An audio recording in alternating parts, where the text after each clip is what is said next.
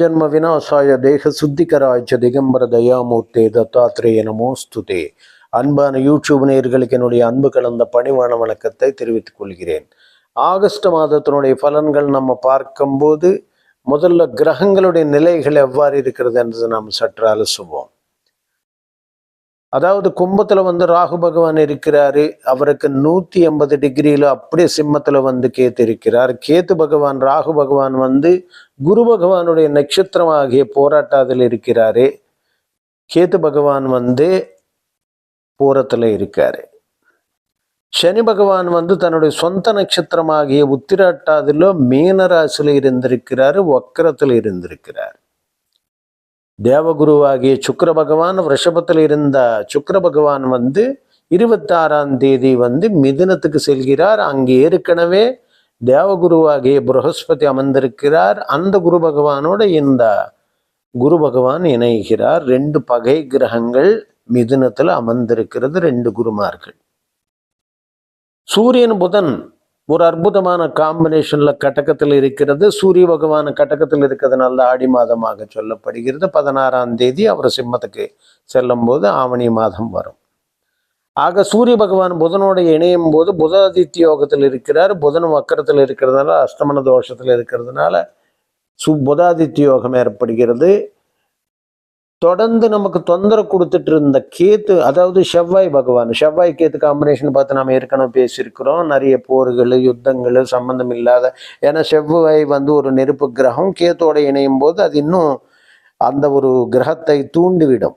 அதுதான் செவ்வாய் பாம்பு கிரகங்களை பிடியிலேருந்து தப்பிச்சுக்கிட்டு அவர் கன்னிராசிக்கு வந்துகிறார்.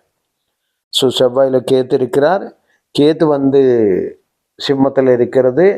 மறுபடியும் 16ஆம் தேதிக்கு மேல சூரியன் சிம்மத்துக்கிட்ட, அதாவது கேத்துக்கிட்ட சிக்குகிறார். இதுதான் கிரகத்தினுடைய நிலைகள்.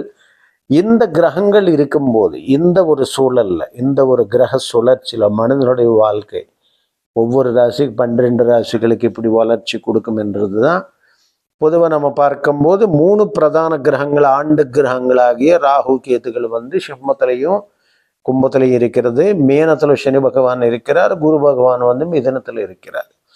இதனுடைய அடிப்படையில் ஒவ்வொரு ராசிக்கு எத்தகையான யோகங்கள் வரப்போகிறது, கிரகங்களுடைய மாற்றத்தால் ஏற்படக்கூடிய அதிருஷ்ட வாய்ப்புகளை எந்தெந்த ராசிக்கு நமக்கு யோகம் தரும், கோச்சார ரீதியாக கிரகங்கள் நகரும் போது அந்த நகர்வுகள் என்பதை ராசிக்கு எத்தகையான வளர்ச்சி தரக்கூடியதாக அமைந்து விடுகிறது என்றது பற்றி நாம் ஒவ்வொரு ராசியை அலசி பார்ப்போம். ஆகஸ்ட் மாதத்துல அதிருஷ்டமான அமைப்புகள், காரணம் என்றால் சூரிய பகவான் வலிமையான நிலையில் இருப்பார். இது உங்களுக்கு ரொம்ப முக்கியமானது. அதாவது 15ஆம் தேதிக்கு மேலே.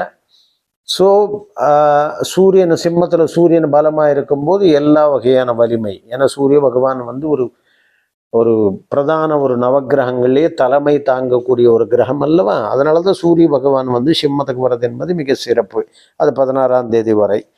16ஆம் தேதி ஒரு ஆகஸ்ட் மாதத்தில் எத்தகையான யோகங்கள் 12 ராசிகள் பெறப்போகிறார்கள் என்றது அலசி ஆராய்வோம். வாங்க ஒவ்வொரு ராசிக்கு பார்க்கலாம். தனுசு ராசி அன்பர்களுக்கு ஆகஸ்ட் மாதத்தில் எத்தகைய நன்மைகளை காத்திருக்கிறது அப்படின்றத நம்ம பார்க்கலாம். மாத தொடக்கத்திலேயே உங்களுடைய ராசிநாதன் ஆகிய குரு பகவான் 7ஆம் பாவத்தில் நின்று உங்கள் ராசியை பார்க்குறார். குரு இருக்கிறது நவகிரகங்கள்லேயே முதன்மையான ஒரு சுபகிரகங்க. அவர் எப்போ தன்னுடைய சொந்த ராசின்னு பார்க்குறாரு, ராசி வலிவடைகிறது. ஆக தனுசு ராசி பொறுத்தும் வரை குரு பார்வையில் இருக்கிறதுனால இறைவனை பக்கத்திலேயே நின்று நமக்கு எல்லா வகையான நன்மைகள் வாரி வழங்குற மாதிரி அதனுடைய பொருள். ஏன்னா நேரடி பார்வை, குரு பார்வை கோடி நன்மை தரும். எத்தகையான தோஷங்கள் இருந்தாலும் கழிஞ்சு போயிடும். ஆக திருமண தோஷங்கள், குழந்தை பாக்கியம், எந்த பிரச்சனை இருந்தாலும் நிச்சயமாக நிவர்த்தி ஆகிவிடும். தொடர்ந்து ஒரு வருஷத்துக்கு அவருடைய பார்வை அப்படியே தனுசு ராசி மாதிரி இருக்கு.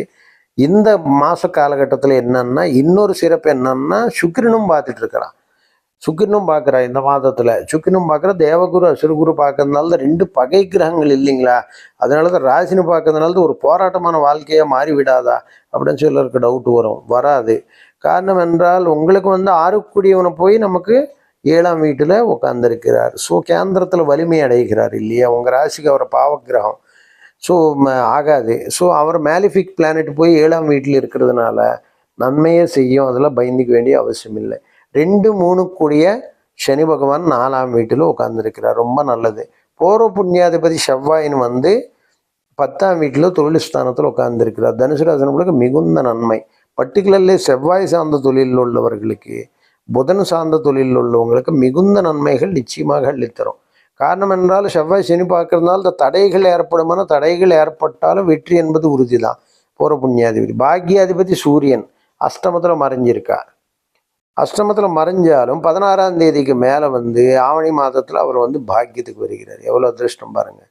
2 சுபகிரகங்கள், அதாவது 5 கூடிய செவ்வாய் 10ல் இருக்கிறார். 9 கூடி சூரிய பகவானும் 10, அதாவது 10க்கு வரா. அது 9 கூடி சூரிய பகவானும் பாக்கியத்துக்கு வரா அஷ்டமத்திலேருந்து. ஸோ மிகுந்த நன்மை அள்ளித்தரக்கூடிய வாய்ப்பு என்பது உறுதியாக இருக்கும். 9, 10 2 வீடுகளும் வலிமை அடைகிறது ஆகஸ்ட் மாதத்தில். ஸோ அப்போ நிச்சயமாக என்னன்னா, பாக்கியாதிபதி ஆட்சி பலத்தோடு இருக்கிறா. தந்தைக்கு வழியாக பயங்கரமான அதிர்ஷ்டம் வரும், பாக்கியம் கொட்டும். சூரியன் ஜென்ம ஜாதகத்தில் யாருக்கு பலமாக இருக்கிறதோ, சிம்மத்தில் ஆட்சி பலத்தோடு இருந்தாலோ, இல்லை மேஷத்தில் உச்ச பலத்தோடு இருந்தாலோ, ஸ்வக்ஷேத்திரங்களில் இருந்தாலோ நல்ல ஒரு அதிர்ஷ்டமான யோகம் என்பது உறுதி தரும். நீச்சபங்க யோகத்தில் இருந்தாலோ நல்ல யோகம் தருவென்றதுல மாற்று கருத்தே கிடையாது. 2, 3 கூடி சனி பகவான் நம்மளை வந்து ரொம்ப கஷ்டங்களை கொடுத்து தான் உயிர்வை கொடுப்பாரு. அவர் 4ல் இருக்கிறாரு, யோகம்தான். 3ல் ராகு முடிச்சோட மன்னன் ஆக்குவார். தனுசு ராசி நம்மளுக்கு 3ல் ராகு கிட்டத்தட்ட 1.5 ஆண்டு சிறப்பான யோகம்தான். ஏன்னா 7.5 முடிஞ்சதுக்கு அப்புறம் கூட அவங்க இன்னும் கஷ்டப்பட்டுட்டு தான் இருக்காங்க நிறைய பேருக்கு. ஏன்னா ஜென்ம ஜாதகத்தில் நிறைய புரிதல் வேணும். நிறைய பேர் என்னன்னா, இப்போ நமக்கு கமெண்ட்ஸ் வரும்போது அவங்க போடுவாங்க, சார் எல்லாரும் இப்படி தான் சொல்லிக்கிட்டே இருக்கிறாங்க, ஆனால் எனக்கு நல்லது நடந்த பாடே இல்லை அப்படின்னுட்டு. நல்லது நடந்த பாடே இல்லைன்னா உங்கள் ஜென்ம ஜாதகத்தில் என்ன இருக்கிறதுன்றது ஒன்று. 2வது கர்ம வினை. கர்ம வினைகள் நீங்கள் எப்படி பார்க்க வேண்டும் என்றால், உங்களுடைய நிறைய பேருக்கு அந்த பாஸ்ட் கர்மா பார்த்து தெரியறது இல்லை. பாஸ்ட் கர்மா வச்சு தான் நீங்கள் லக்னமே பிறக்கிறது, லக்னம்ன்றதே உறுதியாகிறது. இப்போ நீங்கள் வந்து ஒரு உதாரணத்துக்கு சொல்கிறேன். இப்போ நீங்கள் மிதுன லக்னத்தில் பிறக்கிறீங்கன்னு வச்சுக்கோங்க. மிதுன லக்னத்தில் பிறக்கும்போது மிதுன லக்னத்துக்கு என்னென்ன நமக்கு வந்து கிரகங்கள் வந்து ஒரு பாவ கிரகங்களாக வருகிறது அப்படின்றது ஒரு கருத்து. எது யோக கிரகங்களாக வருதுன்றது கருத்து. அப்போ சுக்கிரனை யோக கிரகமாக வருதுன்னு, சுக்கிரனை யோக கிரகம், சுக்கிரன் பலமாக இருந்தால் மிதுன ராசி நம்மளுக்கு யோகம் என்பது தேடி வந்துடும். எப்படி சுக்கிரனை வந்து ஒன்று அவர் உச்சத்தில் இருந்தார் மீனத்தில் அப்படின்னு வச்சுக்கோங்க, மாளவி யோகம்ன்ற ராஜயோகத்தில் அவன் பிறந்துருவான். அப்போது மிதுன ராசி நம்மளுக்கு பாதகாதிபதி மாரகாதிபதி, அதாவது கெட்டது செய்யக்கூடியவர் குரு பகவான். அதுலேருந்து நீங்கள் புரிஞ்சுக்கணும். ஃபஸ்ட்டு மேலிஃபிக் யாருன்னா குரு பகவான். அப்போ மிதுன ராசி நம்மளுக்கு என்ன வழி, அதாவது நீங்கள் மிதுன ராசியில் பிறக்கிறீங்க, மிதுன லக்னத்தில் பிறக்கிறீங்கன்னா குரு வழியாக தப்பு பண்ணிட்டு வந்துட்டீங்க, குரு வழியாக தவறு பண்ணிட்டு வந்ததுனால தான் மிதுன லக்னத்தில் நீங்கள் பிறக்கிறீங்க. அதுதான் பாயிண்ட் புரிஞ்சுக்கணும். அப்போ வந்து மேலிஃபிக் பிளானட்ஸ் வந்து பயங்கரமான தொந்தரவு கொடுக்கறதுக்கு, அப்போ நீங்கள் உடனே எளிதென்னா உடனே குரு பகவான் ஒரு குருவை, நல்ல குருவை நீ தேர்ந்தெடுக்க வேண்டும். அப்படி குருவை தேர்ந்தெடுத்தாலே போதுமானது. உன்னுடைய குருதோஷம் விலகிவிடும். குருதோஷம் ஏன்னா குரு பாதகாதிபதியே வரான். குரு பாதகாதிபதியே வரான்னா குரு என்ன பண்ணுவார், எல்லா மங்கள நிகழ்ச்சிகளுக்கு எடுப்பார். ஃபர்ஸ்ட் நீங்கள் அது புரிஞ்சுக்கிங்க. அப்போ வந்து கல்யாண விஷயத்தில் பிரச்சனைகள் வரும், குழந்தை விஷயத்தில் பிரச்சனைகள் வரும். லைஃப் சுக்கின பலமாக இருந்தால் ஓஹான்னு கொடுப்பான், ஆனால் மீது வந்து எடுத்து விட்டுருவார். ஆக நீங்கள் பிரசன்னம் பண்ணிக்க வேண்டிய வழி என்ன, ஃபாஸ்ட் கர்மா பிளானட் எதுன்னு பார்த்தீங்கன்னா குரு பகவான் தான். அப்போ உடனடியே தட்சிணாமூர்த்தின்னு பிடிச்சிக்க வேண்டியது தான். தட்சிணாமூர்த்தின்னு பிடிச்சி அவருடைய ஸ்துதி நீங்கள் பாடிட்டே இருந்தால் குரு தோஷம் விலகிடும். இல்லை ஷிரடி சாய்நாதர், இல்லை தத்தாத்திரேய சுவாமி, இல்லை ரமண மகர்ஷி, இந்த மாதிரி குரு மகான்களை நீங்கள் நாடி செல்ல வேண்டும். அதாவது குரு கவச்சமே பாடணும். டெய்லி குருன்னு நினைக்காம நீங்கள் வெளியே போக முடியாது. அப்படி நீங்கள் பண்ணால்தான் இந்த கன்னி மிதுன ராசியில் பிறந்தவர்களுக்கு அந்த குரு தோஷத்துலேருந்து நீங்கள் தப்பிச்சுக்க முடியும். இல்லை பண்ணலை அப்படின்னா பல பிரச்சனைகள் வரும். இல்லை உங்கள் ஜென்ம ஜாதகத்தில் அந்த குரு வந்து மறைந்து விட வேண்டும், கெட்டு போகணும். கெட்டு போனால் அது லேச மாத்திரத்தில் பாதிப்பு கொடுக்கும், உங்களுக்கு பெரிய தொந்தரவு வராது. இப்போ நீங்கள் வந்து குரு கெட்டு போயிட்டப்போ, குரு வந்து இப்போ மிதுன ராசிக்கு அவர் வந்து மிதுன லக்னத்துக்கோ அல்லது அவரை அஷ்டமத்தில் மறைஞ்சிட்டாரு அப்படின்னு வச்சுக்கோங்க. அஷ்டம் ஏற்கனவே மறைவு ஸ்தானம். அப்போ அந்த இடத்துல நீச்சம் வேற அவர். ஸோ நிச்சயமாக இது வந்து அதாவது கர்மா பிளானட் குரு தான், அதில் டவுட் கிடையாது. பர்சன்டேஜ் குறைஞ்சி போயிடும், தீவிரத்தை வந்து குறைஞ்சி போயிடும். அப்படி இல்லை, குரு வந்து 2ல கடகத்தில் உச்சத்தில் இருக்கிறாரு, பாதகம் 100% கொடுப்பாரு. அப்போ நீங்கள் செய்ய வேண்டியது, நீ குரு வழியாக செல்ல வேண்டியது தான். குருவுன்னு பிடிச்சிக்கிட்டா தோஷத்தினுடைய தாக்கம் குறையும். அதனால தான் ஒவ்வொரு லக்னத்துக்கு ஒவ்வொரு ராசிக்கு மேலிஃபிக் பிளானட்டாக வரக்கூடிய கிரகங்கள் எதுதான் அதுதான் பாஸ்ட் கர்மா பிளானட்டாக நீ நிர்தாரணம் பண்ணிக்கணும். அதுக்கு உண்டாகின வழிதான் பண்ணணும். இப்போ நிறைய பேர் என்ன சொல்ல, மிதன் ராசியில் பிறந்திருக்காங்க, நீங்கள் வந்து மிதன் ராசியில் பிறந்ததுனால யோகாதிபதி சுக்கிரன்னு, அதனால தான் நீங்கள் அம்பாள் வழிபட்டாவே நல்லது நடக்கும்னு சொல்லுவா. ஆனால் அது வந்து உங்களுடைய ராசிக்கு அதிருஷ்டமான தெய்வமாக தான் நம்ம தேர்ந்தெடுக்கணும். ஆனால் உங்களுக்கு பாதிப்பு தரக்கூடிய, ஏன்னா நமக்கு பாதிப்பு தரக்கூடிய கிரகம் தான் நம்ம சாந்தி பண்ணிக்கணும். அப்போ வந்து குரு பகவான் வந்து நீங்கள் பிரசன்னம் பண்ணிக்கிட்ட உங்கள் பிரச்சனைகளை தீர்ந்து விடுகிறது. இதுதான் அதனுடைய சூக்ஷ்மம். அப்போ இல்லை, குருமகான்கள் அருளாசி பெற வேண்டும், குருமகான்கள் அருளாசி பெற வேண்டும். அதனால தான் நீங்கள் வந்து இந்த விஷயங்கள் எல்லாம் நீங்கள் பார்க்கும்போது, இப்போ நீங்கள் இங்கே இல்லை எங்கள் குலதெய்வம் வந்து இதுதாங்க, நான் இதுதான் வணங்குறேன், இது வணங்க மாட்டேன், இல்லை எனக்கு வந்து யாரோ ஒருத்தர், நான் சிம்மராசி வந்து லக்னம் வந்து மிதுன லக்னம், சிம்மராசிக்கு வந்து நான் வந்து சிவனை தானே வழிபடணும், நான் வந்து ஆனால் எங்கள் முன்னோர்கள் எல்லாம் பெருமாள் தான் வழிபடுறாங்க, அதனால நான் பெருமாள், நீங்கள் பெருமாள் எல்லா தெய்வங்களும் நீங்கள் வழிபடலாம், தப்பு கிடையாது. ஆனால் ஒரு குருவை நீங்கள் பிடித்து கொள்ள வேண்டும், அதுதான் முக்கியம்.